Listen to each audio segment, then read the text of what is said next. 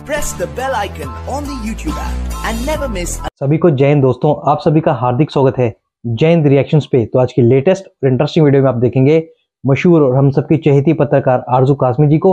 इनके special guest होंगे साजिद तारड़ साहब, जो कि एक जबरदस्त पॉलिटिकल एनालिस्ट हैं और खासकर भारत और पाकिस्तान के रिश्तों पे बहुत ही जबरदस्त नॉलेज रखते हैं। तो चलिए पहले ये वीडियो देखते हैं, फिर एंड में इसके बारे में बात करते हैं। जय हिंद, जय भारत। डॉक्टर जयशंकर के ऊपर भी बात करनी है और इसके अलावा सर बलूचिस्तान के लोग जो इस्लामाबाद पहुंचे थे और एक हंगामा रहा, उसके ऊपर भी हम आपसे बात करना चाहेंगे। जी चलें शुरू करते हैं। यहाँ पे डोनाल्ड ट्रंप साहब जो है उनको बैलेट से परे रखने की कोशिश की जा रही है और जो एक वर्ड है जिसको मुझे बड़ा वो कहते हैं अनइलेक्टेड रूलिंग एलीट, उनको बैलेट से इलेक्शन से बाहर निकालने की कोशिश कर रही है। तो मसला बैलेट का है, लेकिन डिसाइड जो है वो डेमोक्रेटेड अपॉइंटेड जजेस कर रहे हैं। उसकी सबसे बड़ी वजह यह है कि इस वक्त डेमोक्रेट पार्टी जो बाइडेन वो समझते हैं कि वो किसी कीमत पर इलेक्शन, अगर फेयर इलेक्शन हो तो वो नहीं जीत सकेंगे, और उसका हल उन्होंने यही निकाला है कि किसी तरीके से, कहते हैं ना रहे बांस ना बजेगी बांसुरी, कि किसी तरीके से डोनाल्ड ट्रंप साहब को इलेक्शन से ही बाहर रखा जाए। तो उस पे 7 जजेस थे, सातों के सातों डेमोक्रेटेड अपॉइंटेड है। 4-3 का फैसला था और उनको उन्होंने कहा, और उसके बाद 13-14 स्टेटें इस पे जंप करके, जो लिबरल हैं स्टेटें, जो डेमोक्रेट स्टेटें हैं, वो सारी जंप करके आ गई। उन्हें पता है कि इसी तरीके से किस तरीके खौफ की इलामत बन चुकी डोनाल्ड ट्रंप। अब इस वक्त देखा जाए तो डोनाल्ड ट्रंप साहब ने कहा है कि ये इलेक्शन में डायरेक्ट मुदाखलत है और इसको बर्दाश्त नहीं किया जाएगा। ये मैं समझता हूँ बिल्कुल इसमें वो ठीक है।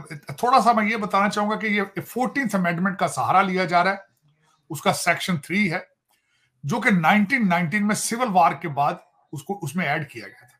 आज तक हिस्ट्री में कभी इसको पहले एक्सरसाइज नहीं किया जा सका, प्रेसिडेंशियल पे नहीं, कैंडिडेट पे या किसी सिटिंग प्रेसिडेंट पे इसको इस्तेमाल नहीं किया गया। इसको कहते हैं इंसुरेक्शन क्लास, कि लोगों को बगावत पे उकसाया जाए, लेकिन उसको पूरी तरीके से इंप्लीमेंट नहीं हो सकती। डोनाल्ड ट्रंप साहब जो है उनको कसूरवार नहीं किया जा सकता, किया गया अभी तक कहीं से। लेकिन जो इस वक्त अगर देखा जाए तो कैलिफोर्निया के लेफ्टिनेंट गवर्नर जो है, उन्होंने अगले दिन स्टेटमेंट दी है। उन्होंने एक टीम तैयार की है और उन्होंने सिर्फ वाहिद टास्क दिया है कि किसी भी कीमत पर डोनाल्ड ट्रंप को बैलेट से रोका जाए। तो ये दर हकीकत ये जो हथकंडा है एंटी डेमोक्रेटिक है, ज्यादती है। लेकिन अब देखें कि 5 जनवरी तक, 4 जनवरी तक डेडलाइन है। 5 जनवरी को बैलेट प्रिंट होते हैं।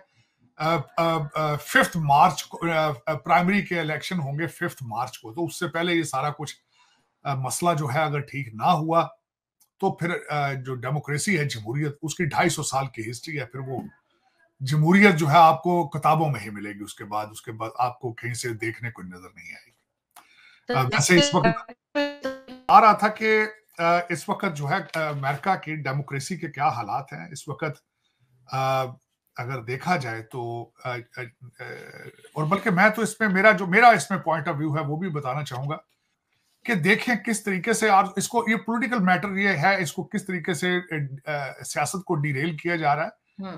कि आरजू देखे 3 साल कुछ नहीं हुआ, बिल्कुल 3 साल जमहूरियत सोई रही है, बिल्कुल सारा कुछ ठीक चल रहा है। जो ही डोनाल्ड ट्रंप साहब ने अपनी कैंडिडेसी डिक्लेयर की है और उसके बाद उनके पोल ऊपर आए हैं, तो पूरा डिपार्टमेंट ऑफ जस्टिस और हर अदालत जो है वो घंटियां बजनी शुरू हो गई। FBI भी पीछे चढ़ गई है। तो ये दरा हकीकत जमहूरियत का नुकसान है, वोटर्स का नुकसान है।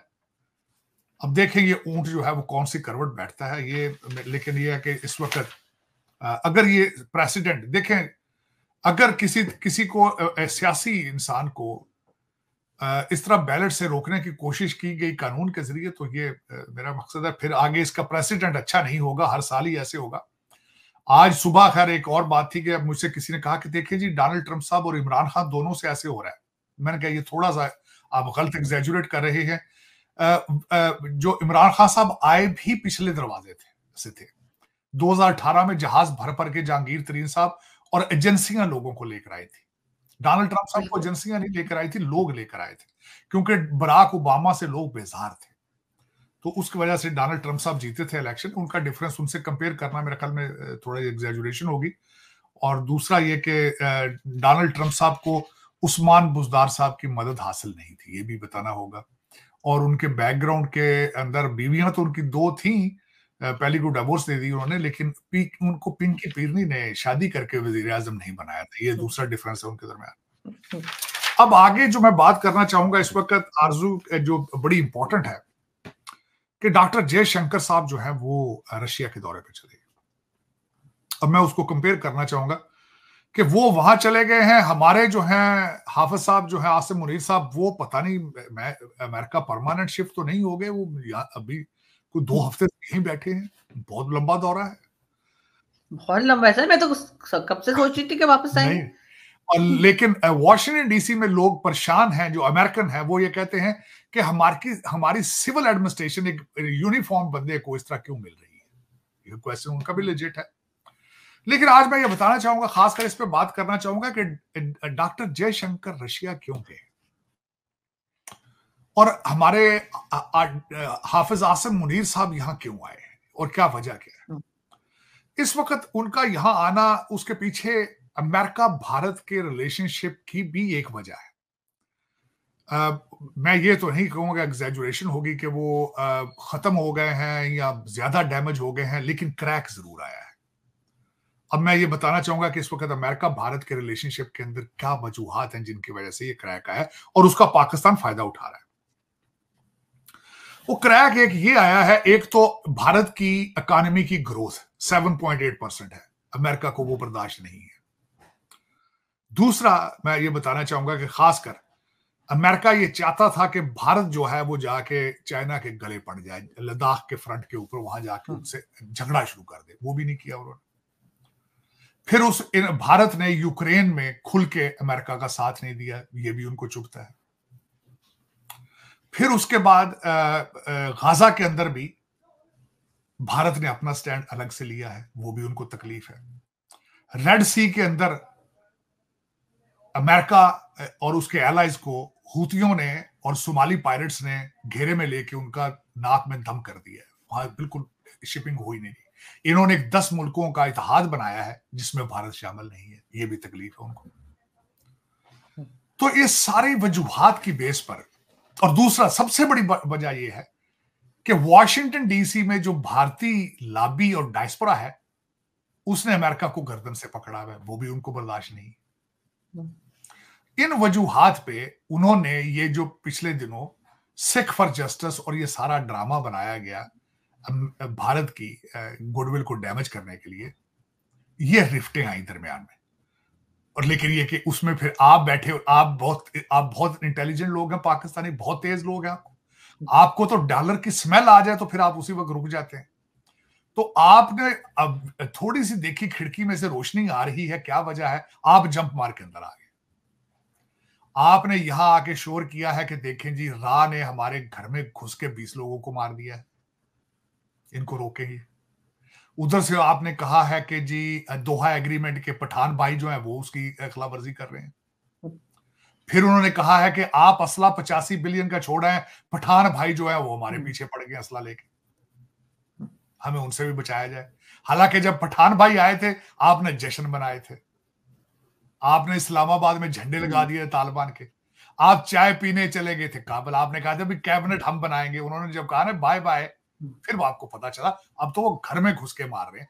23 लोग मार दिए जब से हमारे आर्मी चीफ साहब यहाँ है, 3 अटैक एक दिन में हुए। तो इस, और दूसरा एक और बड़ी सबसे बड़ी वजह यह है कि वो जो 10 मुल्कों का इत्तेहाद इंडिया ने, भारत ने जो ज्वाइन नहीं किया है, उन्होंने उसका रिजल्ट क्या निकाला है, उन्होंने एडन यमन में अपने ISS कोची और ISS कलकत्ता को वहां भेज दिया। अमेरिका को वो भी पसंद नहीं है, वो कहते हैं कि भारत जो है वो Bharat is behaving like a super power. वो कहते हैं हमारे ये तो भाई खुद अपने मसले खुद ही हल कर रहे हैं, हमारे पीछे नहीं आ रहे, हमारी टीम में नहीं आते, तो खुद ही लीड करना शुरू हो गए। तो ये सारी चीजें उन्हें चुभती तकलीफ होती। देखिए कोई भी इनकी जगह हो तो तकलीफ हो, खुद की इकोनॉमी, खुद बैंकरप्सी पे पहुंचे में, उधर उनकी जो है वो इकोनॉमी वो 7.8% पे चल रही है, तो तकलीफ तो है ना। गोरा किस तरह बर्दाश्त करेगा भाई? जहां हमारे दादे पोते जो इनके दादे परदादे जो थे ईस्ट इंडिया कंपनी वाले, मोदी साहब ने बहुत बदला लिया है। वो कहां गए थे? सबसे पहले सूरत में गए थे 16वीं सदी में, 1600 में सूरत गुजरात में गए थे। मोदी साहब आपने बड़े सही तरीके से इनको काबू किया। तो वो बर्दाश्त तो नहीं होता ना भाई। ईस्ट इंडिया कंपनी जो थी, हम जाते थे पूरे मुल्क के ऊपर, अब इतनी हुकूमत की है, अब वो लोग आंखें दिखाते हैं। ऋषि सोनक साहब भी भारतीय हैं, यहाँ सारी कंपनियां ये तो हथियार फेंक चुके हैं, क्योंकि इस वक्त इनसे तो अमेरिका नहीं चल रहा है। इसको तो भारतीय इस वक्त जो बच्चे इंडियन इंस्टीट्यूट ऑफ टेक्नोलॉजी के पढ़े हैं वो चला रहे हैं अमेरिका को। वो बर्दाश्त तो नहीं होता। दोस्तों आशा करता हूँ कि वीडियो को आपने अंत तक देखा होगा और हमेशा की तरह आरजू कासमी जी के सवाल और साजिद आडस आपका पूरा एनालिसिस आपको काफी पसंद आया होगा और इस वीडियो में आपको बहुत कुछ जानने को मिला होगा। वेल, जैसे कि आपने देखा, इन्होंने बात की हमारे प्यारे देश भारत के बारे में, जो कि आने वाली एक सुपर पावर है, जिसका एहसास अब अमेरिका को भी हो गया है। इसलिए अब अमेरिका भी अब घबराया से रहता है, क्योंकि अमेरिका हमेशा से अपने आप को अकेला ही दादा समझता था, पर अमेरिका को समझ में आ गया है कि अब एक नया गुंडा मोहल्ले में आ गया है। इसलिए अमेरिका का दोगला चरित्र भी बार बार सामने आता है, चाहे वो खालिस्तान का केस ही क्यों ना हो। तो आशा करता हूँ वीडियो आपको काफी पसंद आई होगी। अगर आपको वीडियो अच्छी लगी है तो इसे लाइक और शेयर जरूर कर दें और अपने विचार हमें कमेंट सेक्शन में लिखकर जरूर बताएं। और अगर आप चैनल पर नए हैं तो चैनल को सब्सक्राइब कर दें, ताकि हम आपके लिए लेटेस्ट, इंटरेस्टिंग और इन्फॉर्मेटिव वीडियोस लाते रहे। तो चलिए फिर मिलेंगे ऐसी किसी मजेदार वीडियो में। तब तक अपना ध्यान रखिए। जय हिंद, जय भारत।